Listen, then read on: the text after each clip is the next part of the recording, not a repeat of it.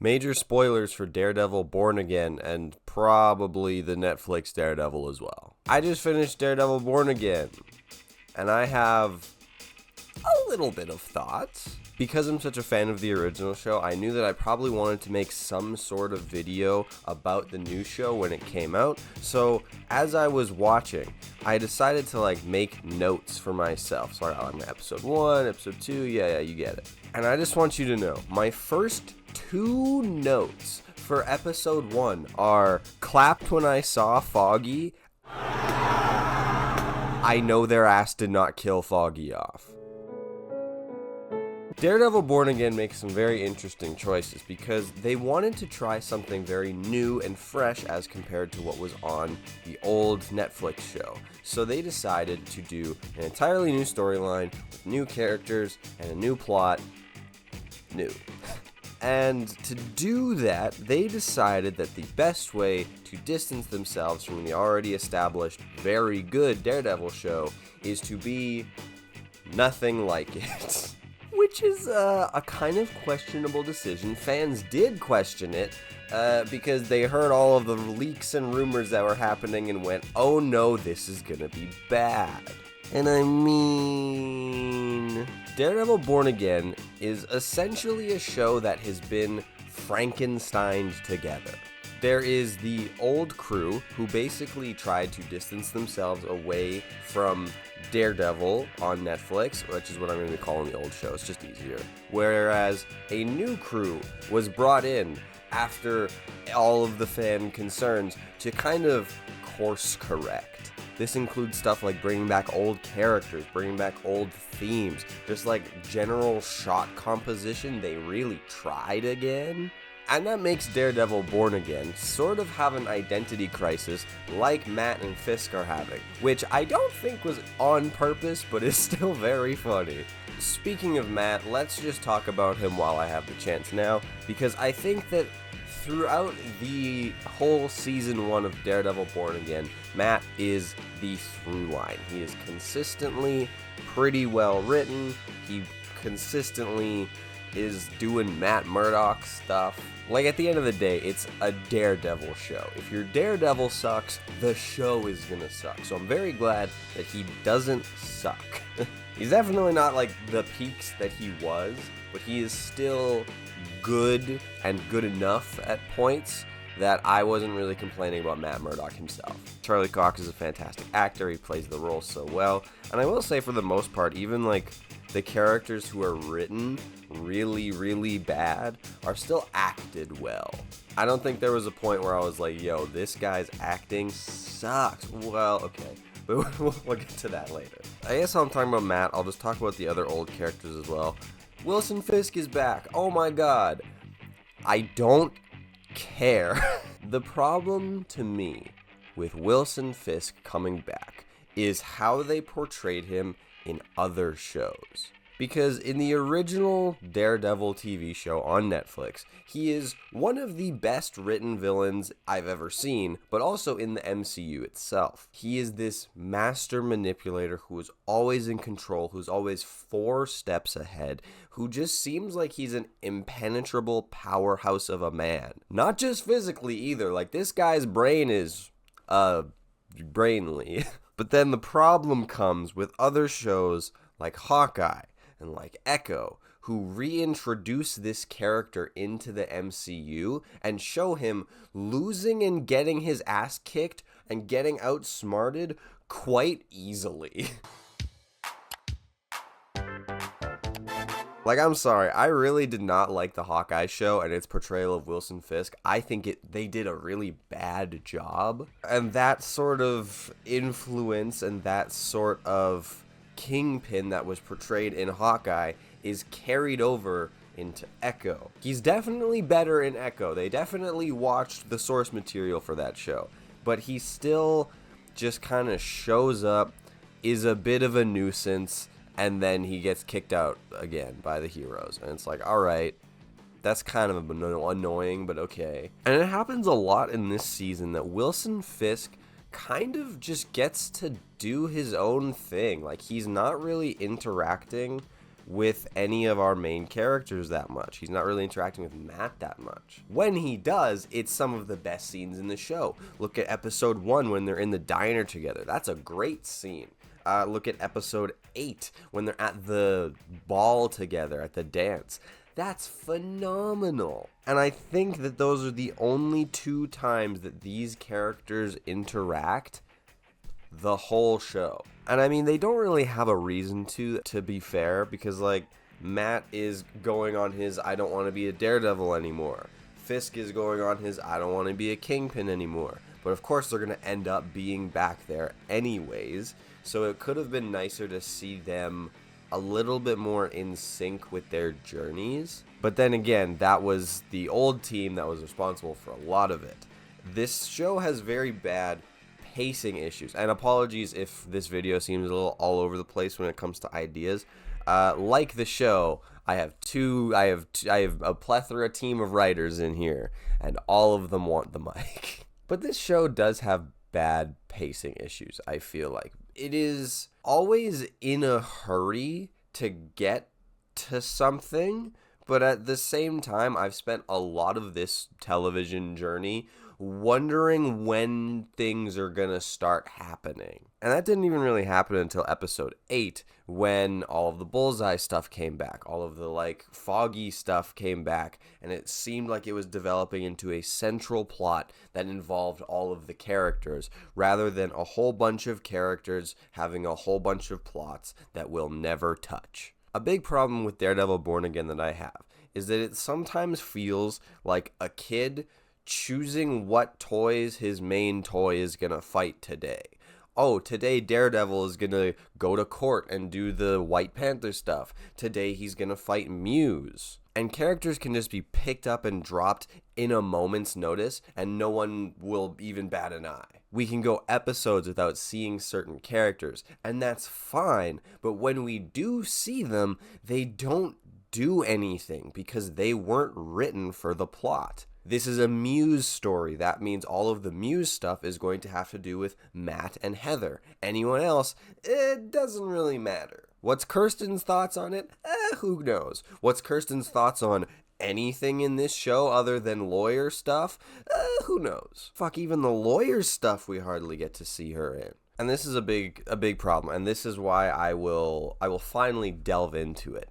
The death of Foggy Nelson. The death of Foggy Nelson, I think, is a very interesting concept because it does give rise to a lot of very, very good storyline potential. You could very easily rewrite this and save Foggy's life and have 95% of this story remain intact. That's partially because I feel like they did Foggy's death not very well, but also these new characters are just blank substitutes for the old ones. Foggy's replacement is Cherry, who sucks and nobody really seems to like him, and Karen is split up between Kirsten and Heather. Because Foggy's whole thing, especially in like season 2 and stuff, is he is Matt's good buddy who knows he's Daredevil but doesn't really approve, so he's got to talk to Matt like, man, are you sure you should be Daredeviling right now? And then Karen's character basically gets split into two between the woman who's dating Matt who doesn't know he's Daredevil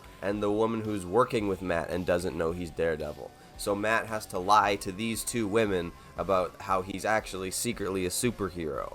We've seen this storyline before. I've seen the character relation between someone like Matt and Kirsten before, between someone like Matt and Cherry before. These are not new dynamics and new interactions. This is just a rehash of older ideas that have already been done with characters who are more likable and more involved in the story. I think Heather a lot of the time is kind of uninteresting and is just the girlfriend character, which again, we've seen Matt have a whole bunch of already. But it gets really interesting because she doesn't like vigilantes, and at the end of the season, spoilers I guess, she ends up turning into basically a Fisker. She's like, fuck these superheroes, lame as hell.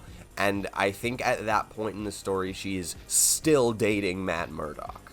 And this is what I mean. Characters don't really get appropriate time to build themselves up. You get someone like Heather, who doesn't like superheroes and is actually very pro Wilson Fisk. That's a very cool concept for Matt to be dating someone who works with and is essentially a giant fanboy of his greatest enemy. That's cool. It's what my favorite episode 8, touches on a pretty decent amount. And then episode 9 happens, and she's there in the intro scene and then gets just removed from the story. Her and Matt don't interact. You're not even gonna break them up for me? Just break them up, man. Nobody wants to see these characters together at this point. It's like if Spider-Man's dating Mary Jane and then all of a sudden she's like, yeah, I fucking love that Green Goblin, man. I'm sorry, I keep getting distracted. Foggy's death and why I didn't like it. Like I said, he ends up just getting replaced in the story by a character who could have served the same purpose as him. You're telling me that Matt has a private investigator friend and a lawyer friend? Wow, he hasn't had those before. And the problem is it takes Foggy, who is Matt's best friend in the world, his number one favorite person, the person who means the most to him, his best buddy, essentially his brother, to a plot device that gets forgotten about in any scene that isn't directly about him. They definitely could have written Foggy and Karen out of the story more eloquently, but also, they didn't even have to do it. All they needed to do to get Matt Murdock to stop being Daredevil is have someone close to him die. It doesn't have to be Foggy, it's more impactful that it is, but why not take a character that you're not using for the show anyways, that's less beloved by fans? Like, say, his mom. Matt's mom is not in the show at all. She's not mentioned in the show at all. Did she die off screen? I don't know. But being Catholic and being very religious is a very, very crucial part of Daredevil's character that is briefly touched upon here and there. So if you don't want to mention it in your show, you could very easily kill off Daredevil's mom, severing his ties with both God, the Catholic Church, and Daredevil all in one move. Then you can just continue to tell your story exactly how you're telling it right now. But they didn't do that, and instead they killed off Foggy Nelson, and I don't think that they did a very good job of it. If you're watching Daredevil Born Again, you are only watching it as one of two people. Someone who's seen the original show or someone who hasn't. And I think in either of these two scenarios, you're unsatisfied with how they killed Foggy. If you haven't seen this show before, you get like a very brief viewing into Foggy Nelson and how he's like, okay, he's a nice, like, lovable guy. He's pretty good. He doesn't really like Matt being Daredevil, but he's a nice enough guy. And then he gets shot and killed, and you're like, all right, I didn't really know him.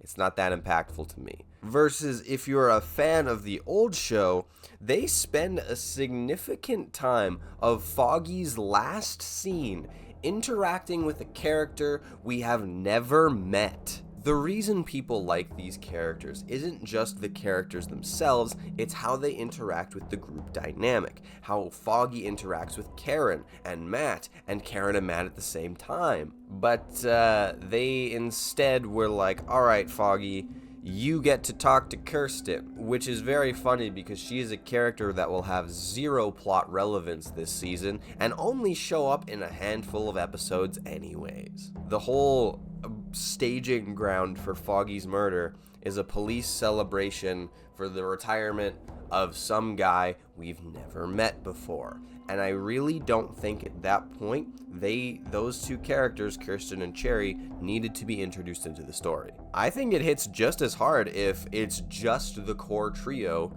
Foggy dies, and then Matt has to 1 year jump to these entirely new people. I think that works good still. But they knew that these characters that they were getting introduced were super undercooked and underdeveloped and get absolutely no plots to do with.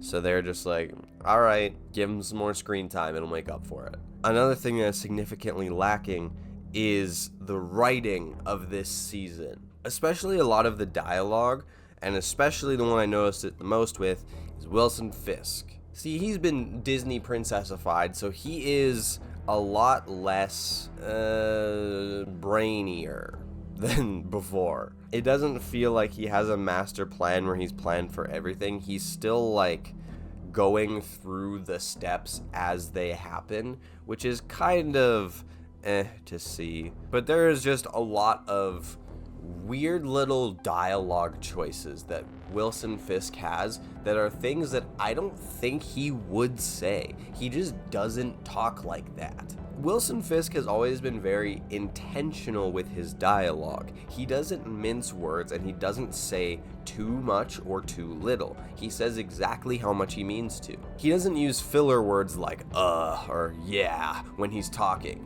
He just says what he's thinking. At least he used to.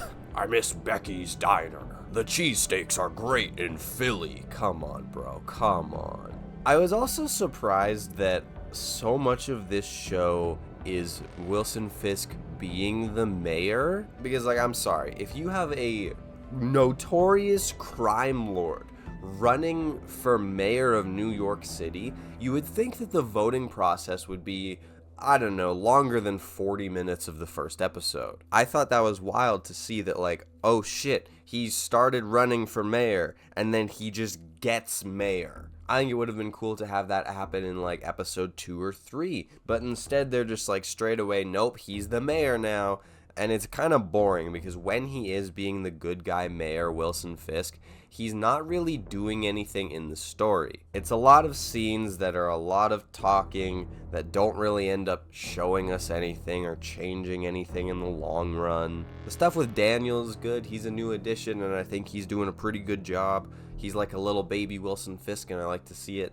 There's some other good characters I quite like. I think Bebe Urich, criminally underrated and underused as well, but I think she is a solid character. She's not just a clone of Ben Urich, which I like. She is her own unique, fun, party-loving girl, and I like that. Also, I think the BB Report segments are fantastic.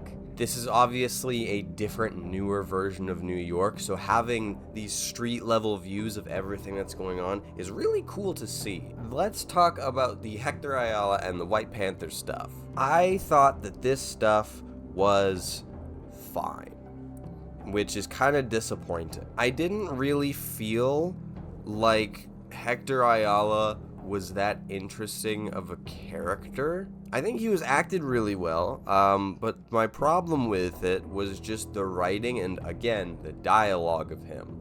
A lot of the stuff he says is just very boring and cliche and not really specific to White Panther enough as a character. Why'd you do it? It was the right thing to do. Why? But why? It was the right thing to do. But why? It was the right thing to do. All right, man. I get it. I think him taking the mantle of the White Panther is cool. We don't get to see him do a White Panther thing. Oh shit, I just realized I've been calling him White Panther instead of White Tiger. I've done this since the show came out. They are so similar. Oh my god. But we don't get to see White Tiger do anything. Obviously, his little niece or whatever, daughter? I don't know. The young girl. She is obviously going to become White Tiger eventually. But Hector himself, he is basically there in this story to die. And I kind of like that, mainly because of how Matt reacts in another episode, but I think it is pretty cool to fight really hard to get him out of this trial and back onto the streets, just for him to get taken out by Fisk's task force. I think that's good, I'll give you that. But when he's on screen, he is just kind of boring to me. I don't know what to say, man. This is by far the storyline that gives Kirsten and Cherry the most time, but I think that they are boring characters. I don't really think that they have a lot of personality. Cherry makes the same face everywhere he walks.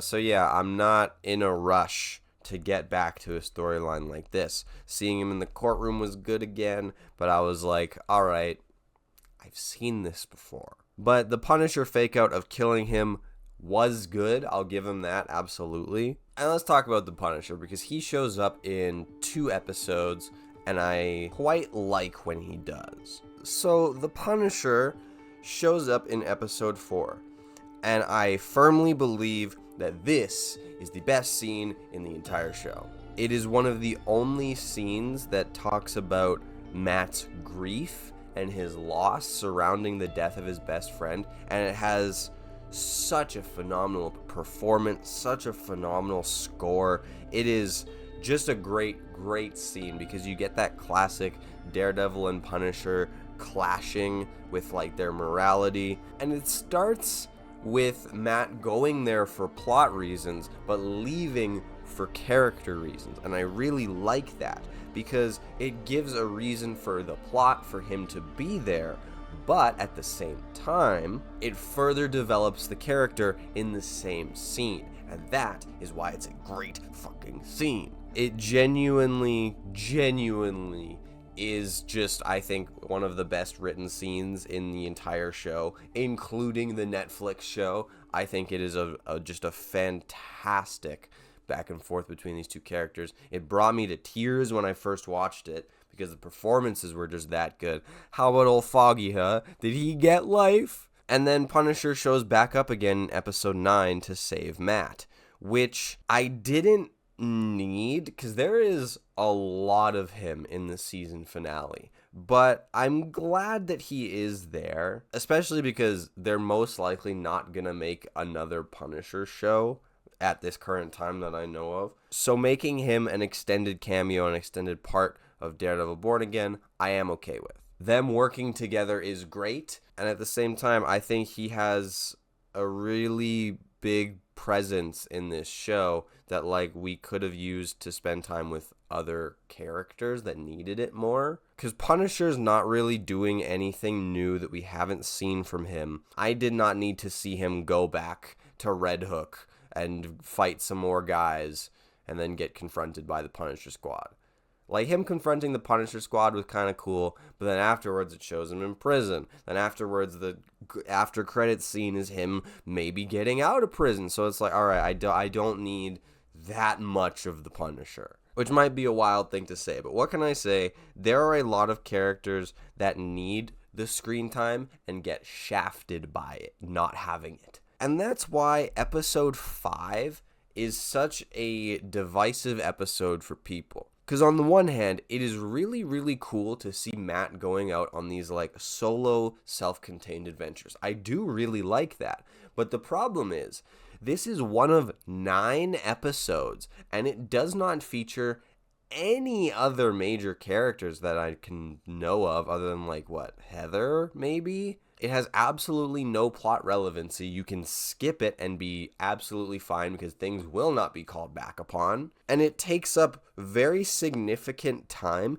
that could have gone to further developing some of these undercooked characters, like Cherry, like Kirsten, like Muse. In the comics, Muse is a pretty big Daredevil villain, I believe, and I thought that he was pretty good in this show when he shows up, because really he's in 3 scenes, maybe not 3, but there's not a lot of him, honestly. I'm not counting those shots of him just like walking with a body a scene either. Like, come on. There's the scene when he's at the book signing and he talks to Heather. Then there's the scene where Matt fights him in the basement on the railway line. And then there's the scene of him fucking dying,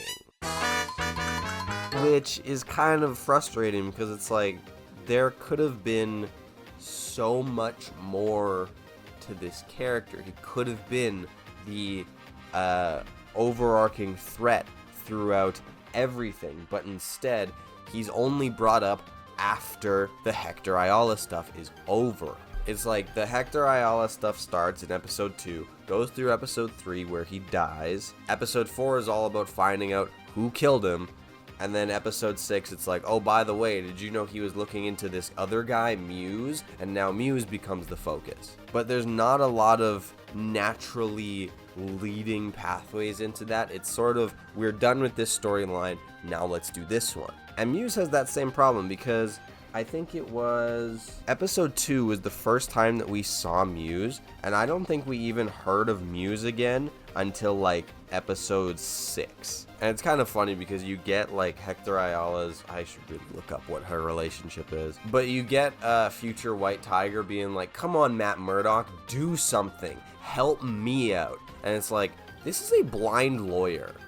You don't know he's Daredevil. Do you want him to go fucking die? Finding out that the murals that we've been seeing throughout the season are made by Muse is really cool. It is also a moment that I think could have been a lot bigger if they were focused on more rather than just, here's a quick shot of the mural and then we go away. Episode 8, I think, is just the best episode of the season because it feels like from start to finish, they had a story that they wanted to tell and they were very intentional about who's going to be in it, where they're going to be in it, and how much of an impact they're going to have on the overarching plot of the show. Because a lot of this stuff in episode 8 goes into episode 9, whereas before it was very blocked off. You got the Hector Ayala stuff, you got the Punisher stuff, you got the bank scene, then you got the Muse stuff. And so now this episode is all about the Bullseye stuff, which I really like because it brings back an old character who we love to see, and he's just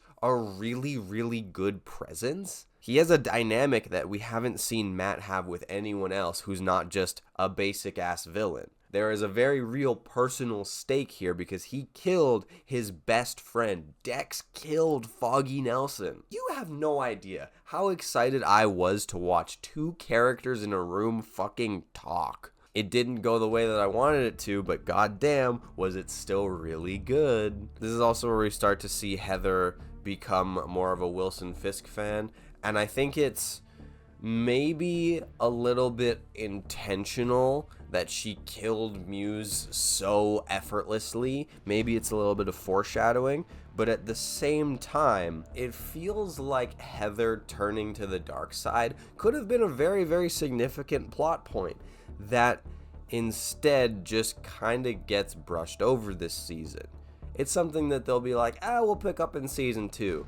But there's a lot of stuff like that already, and we don't really need more. I think Vanessa is really good this season. I would even argue that this might be the best that she's ever been, which I can't really say about a lot of other characters in this show. But she just gets a lot of screen time here, which is, I think, something that she was lacking before. You know, season 1, she gets a pretty decent amount. I don't even know if she shows up in season 2. And then season 3, she shows up in like the last 2 episodes and is essentially a plot device. But I think that's kind of what the point of her in that season needed. And here we find out that she's taken over basically Fisk's business ever since he's been away. She's been doing a great job of running it. Their romance is kind of dying for some reason. They're going through a rough patch where she cheated on him. The Adam stuff was fine, man. There was a lot of moments in this show where Vanessa was a better villain than Kingpin was. Kingpin wasn't even really Kingpin until like the end. I also don't really like how it took so long for the Foggy storyline to be brought back up. I know this is from a time where he is basically forgotten about, but I think he gets mentioned 3 times before this episode. It's when he's having his conversation with Punisher, the best scene in the show. It's when Heather brings him up and he barely says his name, and it's like, okay, maybe he's kind of repressing that grief. And then he's like stroking a picture of his dead buddy, and like that's it. I like the twist that Vanessa killed Foggy instead. I think it is a neat little twist that I didn't really see coming, but I was like, okay, yeah, that's good. I respect it. And everything about episode 8 I think is just really good, especially the ending. Seeing these 3 characters face off again. I thought it was just fucking, I thought it was fantastic, man. Matt taking a bullet for Fisk. Everything about Bullseye was just phenomenal. He's such a good presence. Wilson Bethel's doing such a good fucking job with the character. Like, it's always a good time when he shows up, so I could not wait for him to show up in episode 9. What's that? He doesn't show up in episode 9? The trailers for this show ruined a lot of stuff for me because, like, it shows him out of prison wearing a baseball hat and, like, a disguise jacket, right? And that scene is, I kid you not, 3 seconds of a montage, and that's it. It was disappointing as fuck that they were just like, ah, man, Bullseye got away. Show me that then. And episode 9 was still a pretty good quality jump. Like, it was still very clearly better than some of the weaker episodes of this show. But there was still a lot of similar problems that I found that the whole show has as a whole. Bullseye was such a prominent focus of episode 8, and now he's not here anymore. We're playing with Punisher and Karen today instead. And don't get me wrong, I like it. I like that they go back to the Foggy stuff, but it's sidelining everything else to just do this one thing really cuts off the pacing and ruins some of the momentum that these characters have. Because guess who doesn't have anything to do or say in the finale? You guessed it.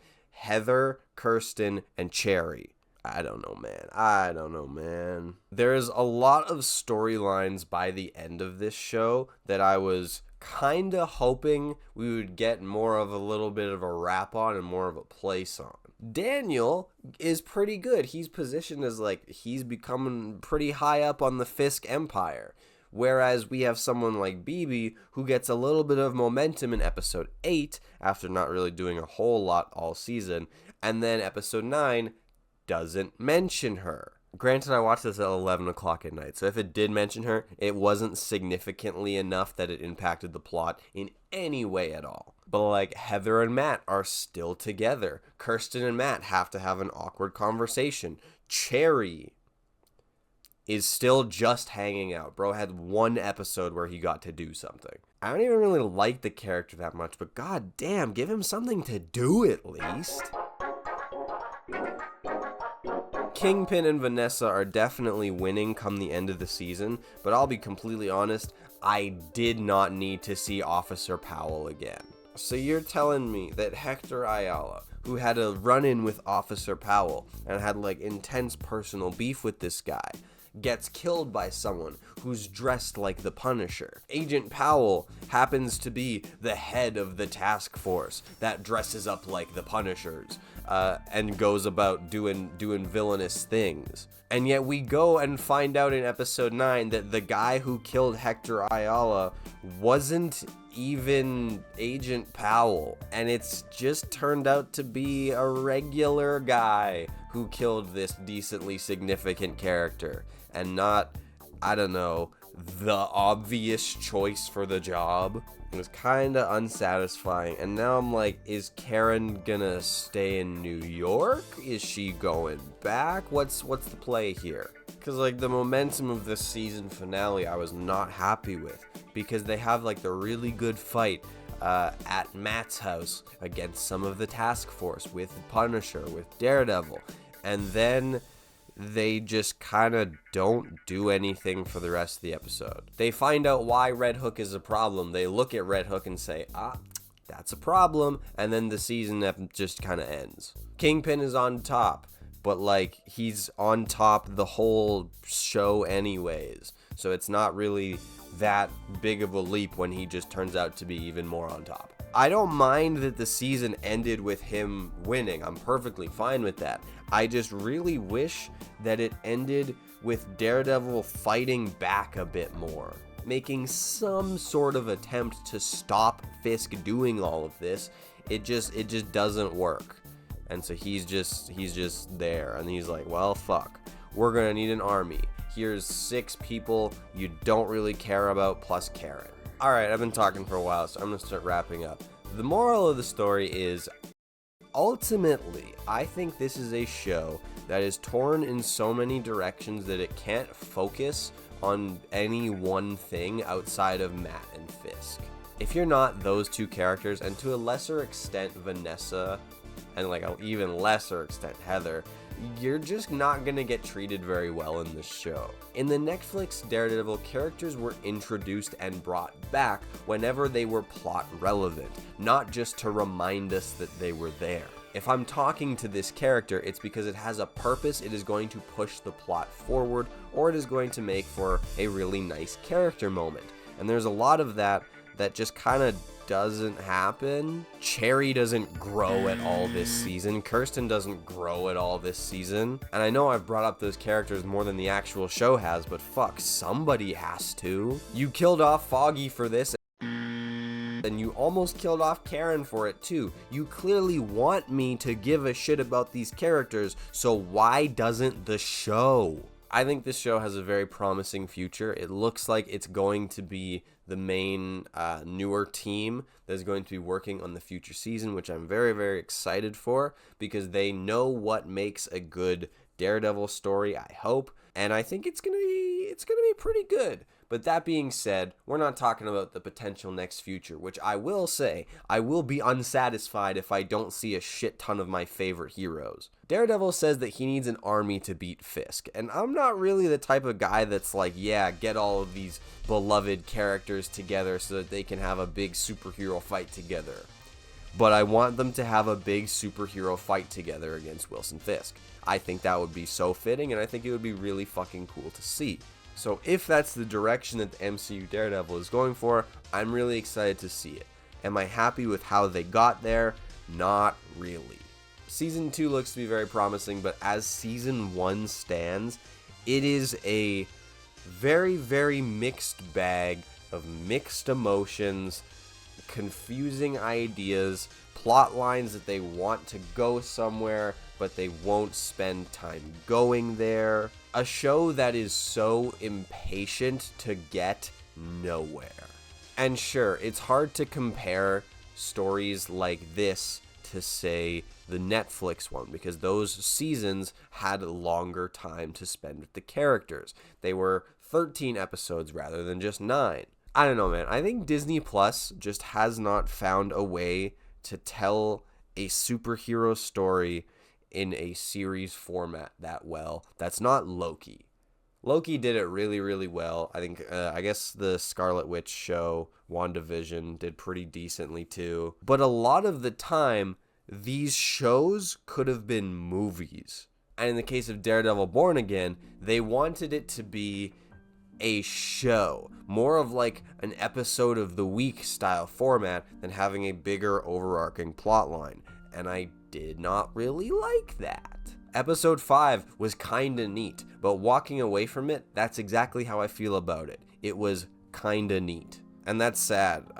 Someone asked me last night, would I recommend this show? And honestly, probably not, unless you've seen the original Daredevil. If this is your very first depiction of Daredevil, I think it's okay. Like, it does the job, but at the same time, why not just go watch the original show that does it way, way better? It's like when Disney releases live action remakes of shows where it's like, it looks a little bit worse, the characters are a little bit flatter, it's just not going to be as good as the original. And they tried to go for something new, but they almost went too new, to the point that you forgot about all of the good qualities that made the original so good and so beloved. I don't know, hopefully they learn their lesson. They're not going to distance themselves from the source anymore, and then we get more of the Netflix characters coming back. Give me some of the cops from that show. Give me his mom.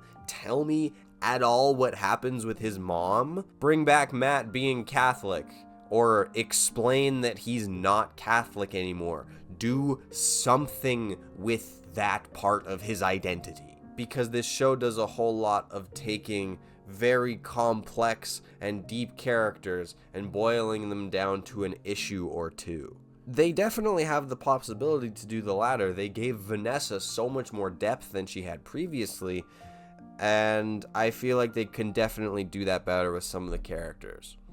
Or just take them out of the show. I don't care. The worst parts of this show leave kind of a sour taste in your mouth, and it's so hit or miss between episodes that it's kind of hard to get invested and rate the whole show as a whole. I keep saying whole a whole lot today, don't I? But yeah, that's my thoughts on Daredevil Born Again. Overall, if I had to give this show a rating out of 10, I'm giving it a 7. I could probably give it a 6.5, but I don't want to be too mean. There's still a lot of stuff that I really liked. It still has some of my favorite Daredevil things that I've seen in television, but at the same time, there is a lot of mediocrity and mistakes that were made, and it just feels like once they get to a point where they can just have one idea and run with that the whole season, the show is going to be in a lot better place. But until then, this is the Daredevil Born Again that we have, and I think it was kind of worth the wait, but at the same time, I'm still waiting.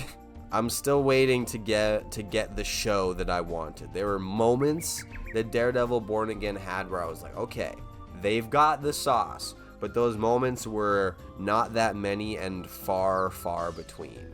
So yeah, thanks for watching. I've been recording for an hour, so hopefully this video isn't too long. If you liked it, let me know. I like Daredevil, and I'll hopefully make a video on season 3 of the Netflix show, because I think it is fantastic, an absolute perfect season of television, and I think it's really, really interesting how they manage to balance and make everything work together. But until I do that, enjoy this Daredevil content. It's a little bit different than what I usually do, but I really wanted to do it, and I clearly had a lot to say about it. So thanks so much. I love you. Have a good day. Goodbye. Mwah, mwah, mwah.